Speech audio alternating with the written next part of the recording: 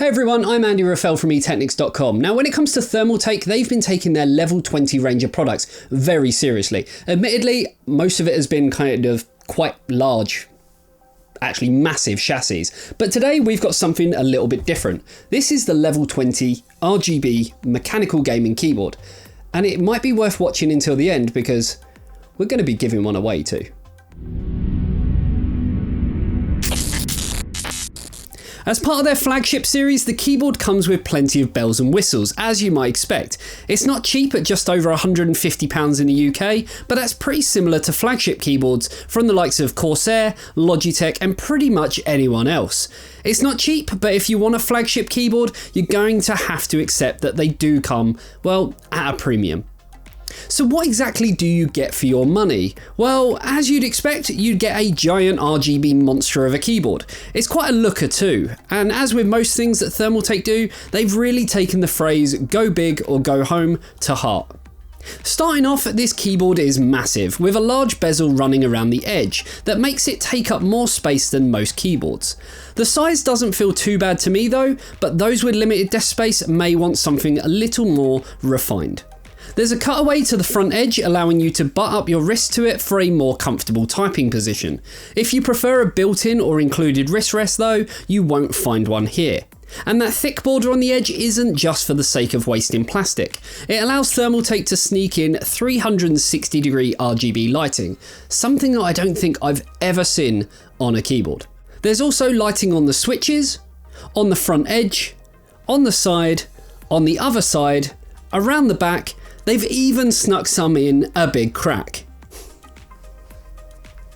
I'm surprised the cable isn't RGB. There's literally nowhere left on this keyboard for RGB to hide. Now when it comes to RGB, it is big business these days and Thermaltake know this. Not only does the level 20 support Thermaltake's own lighting engine, but in a strange partnership, it even works with Razer Chroma, giving you a lot of customization options to play around with. You can flick through built-in lighting profiles using the on-keyboard shortcuts, so if you don't care for software, it's all adjustable with just a few keystrokes. Being Thermaltake though, you can use Alexa, the mobile app, the software, or the hotkeys to play with the lighting. As I said though, if you want to play with the per key lighting, choose your software and tinker till the sun goes down. The switches are a big deal too, and it looks like Thermaltake have ditched the old switches and gone for the legendary cherry this time. Cherry. The keycaps are very nice themselves, but since they are Cherry MX compatible, you can take them off, clean them, replace them, or just take them off to show off the switches, like I've just done. It's fully mechanical and built for gamers, so rather than MX Red, they've opted for Cherry MX Silver speed switches instead.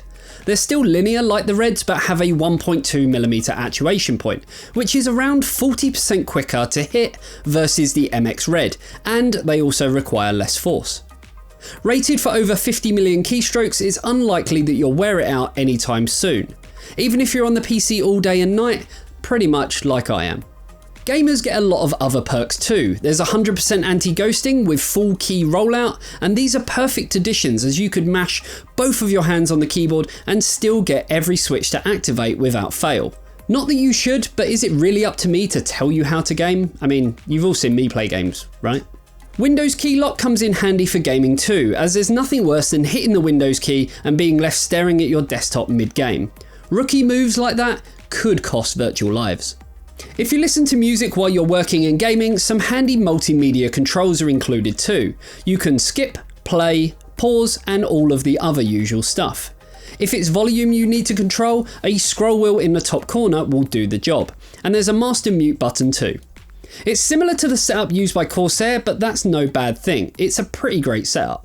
The multimedia setup doesn't end there either. Around the back you'll find a headphone jack for 3.5mm headsets, but also a USB port that you could use for a headset, mouse or anything else that you wish. Now I'm going to be honest, the keyboard is big, but it's also very comfortable. It does have a wedge shape to it that's comfortable for typing, but ergonomics are quite subjective anyway.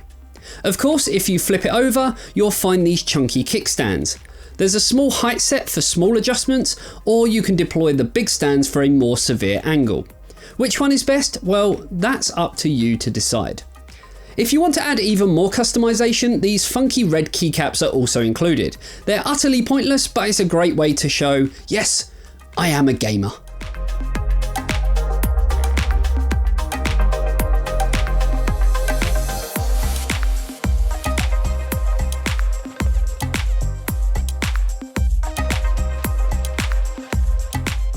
So what do I actually think of the keyboard? Well, it's big, it's heavy, it's got more RGB than you'll ever need, and it is quite expensive at £150 in the UK and $150 in the US. But despite all that, it's everything we could want from a high-end mechanical gaming keyboard, and even it's got a little bit more. If you've got space on your desk for it, we can't recommend it enough. If you haven't got space for it, well, buy a bigger desk. So on that note, there is one thing I did want to say.